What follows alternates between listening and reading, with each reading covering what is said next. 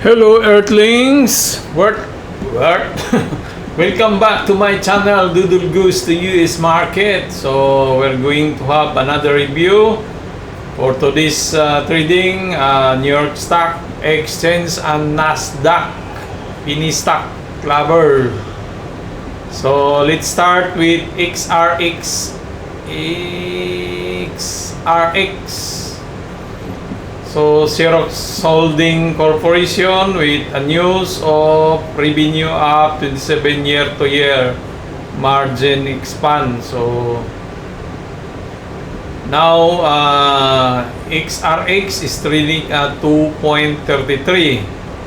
So there was a sell order blank, that why here somewhere here this 2.2 there is a sell order blank and it is already liquidated. So we will see if this XRX will push up or will push down. So still we have here a 2.2 sell order block that need to be liquidated. We will see if this one today is trading this 2.2 or maybe 2.7 will be liquidated at this time. So but before doing that, this stock should break this 2.34, this one here, that one, it should break that price to move up. So we'll see if we will hit the $3 for today or maybe tomorrow because of the news. So looking at 30 minutes time frame, there is a gap in this area. So there is a possibility also that this will make a pullback. But hopefully we will move up at least maybe 2.5, 2.6. So let's watch XRX today and tomorrow. Next is Bahia International Group. So previously I think we have a video of Bahia. Bahia is $6 our target price. So $6. Yeah, because of this sell order block here that need to be liquidated. We always check those sell order block and make our target price. So by the way, don't forget, I am not a financial advisor. I'm just a dude trying to make some video or content for stock in US market. So in the open it goes to 2.51. So unfortunately Bahia didn't break the top, this one. So we will see in the few coming weeks, maybe next weeks with S. So we'll see if we will hit this target. So we will maintain our target price to $6. Next, EHTH. So if EHTH should break our target price before is how much?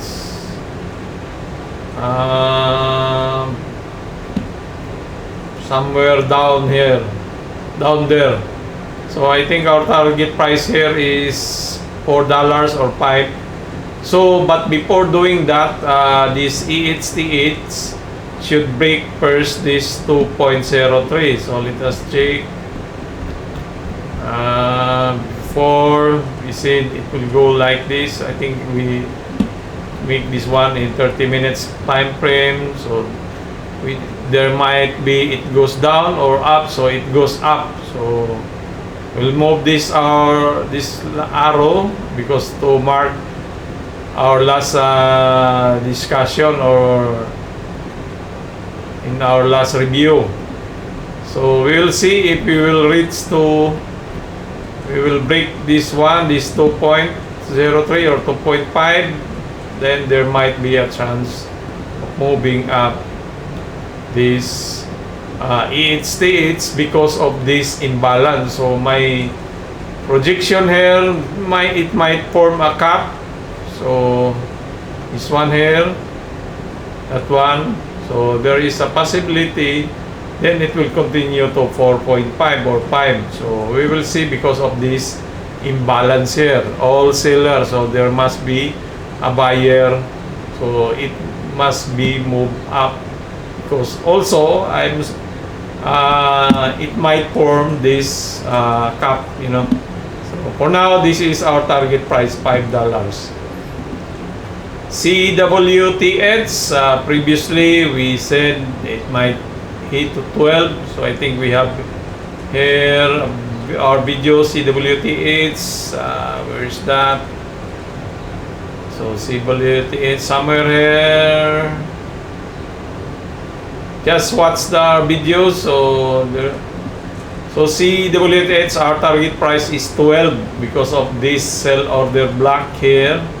So previously we thought that from here it will go up, but unfortunately it did another consolidation somewhere here. So this CWH should break this $8 to move. So in order for this CAWH move to $12. So we'll see for this week or this coming few weeks if this price will move to $12 or 10 maybe. So with a free float of 60 million for CWH. Next is LEC. So LEC should break this 6.5, and we have a huge sell order block here in this area. So that might be a possibility that it will be liquidated. So we will just, so once this price will reach to 6, there must be a pullback because of this sell order block, unless this seller here will not sell the holding. So we'll see, it might be rates to $10. So LEC. So how about TradingView?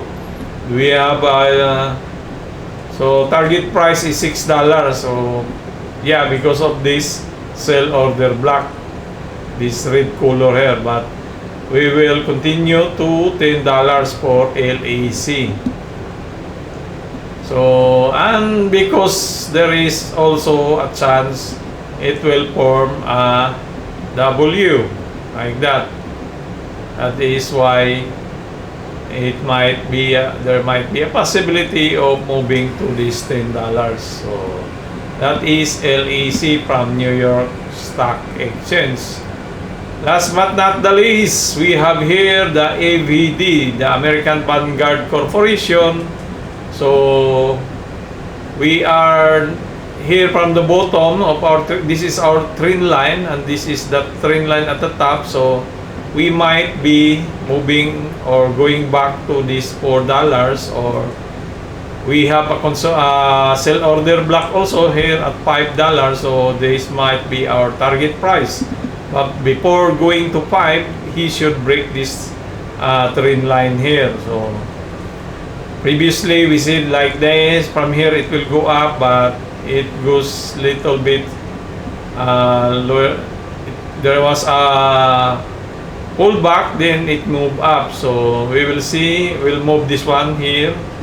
So this one is doing making up what you call this, the bullish plug pattern. This one here, and that one. So there is a possibility it will break this bullish plug pattern. So he should break this one. This is $3 to move up. And we have also an imbalance here in this area. So there is a big chance for AVD. So we'll see if we will reach to $5 for this coming month, for the whole month of May. So that's all for today's video, and don't forget to subscribe if you are new to my channel. And thank you very much. God bless you all. Babus.